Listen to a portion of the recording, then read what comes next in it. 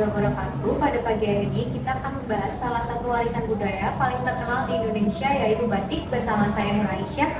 Dan saya Filipina Putri dengan Ibu Eki selaku pengurus Galeri Batik. Terima kasih Ibu telah menyempatkan waktunya. Pertama-tama bisa Ibu ceritakan sejarah berdirinya Galeri Batik itu? Jadi Yayasan Batik Indonesia itu ingin punya museum di Jakarta ya, di Indonesia, di kalau muda di Jakarta belum ada, pengen punya museum batik.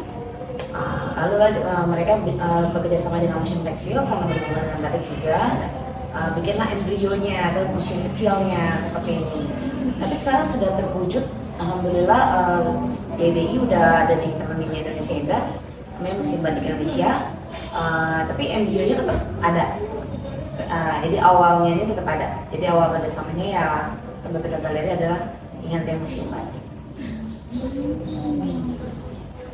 Selanjutnya, bagaimana budaya batik ini bisa dikenal dan berkembang di Indonesia, Ibu?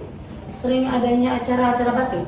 GBI sering ada acaranya GBN, di JCC sering ada namanya Inaka, segala macam.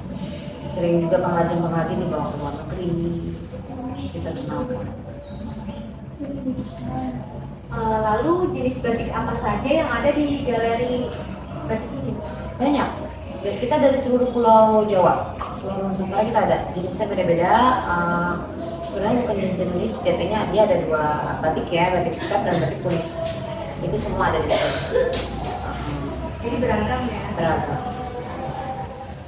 Nah kan sekarang tuh udah masuk ke era modern ya Bu.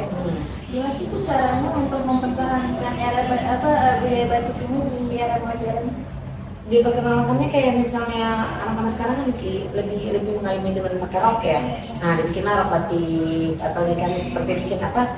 Gespera kan namanya tuh. Yang kecil itu. Nah, itu lebih kan anak muda ya pakai. Seperti itu kayak shawl yang digantungkan di tas.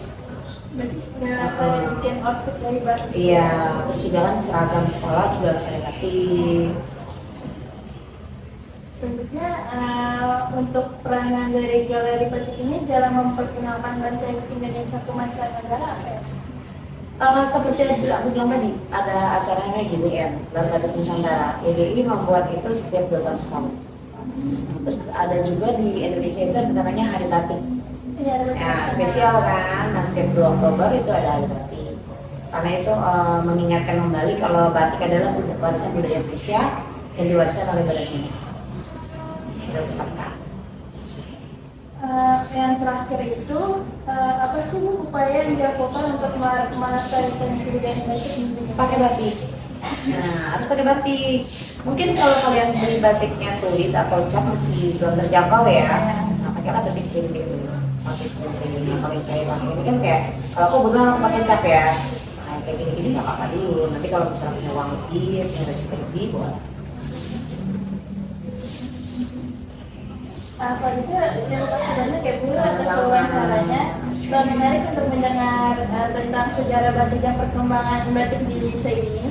Motif batik di Indonesia sangat beragam, mulai dari yang sederhana hingga yang kompleks, seperti motif parang, kaung, dan lainnya.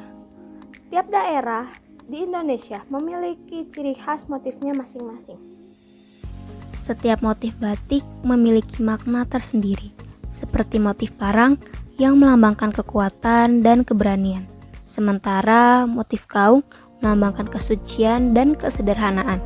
Motif-motif dalam batik ini tidak hanya menghiasi kain, tetapi juga menyampaikan pesan moral dan spiritual. Batik merupakan simbol identitas budaya Indonesia. Setiap daerah memiliki ciri khas masing-masing dalam proses pembuatan batik, serta menciptakan keragaman yang luar biasa. Dengan mengenakan batik, kita tidak hanya menunjukkan rasa bangga, tetapi juga ikut serta dalam melestarikan budaya Indonesia.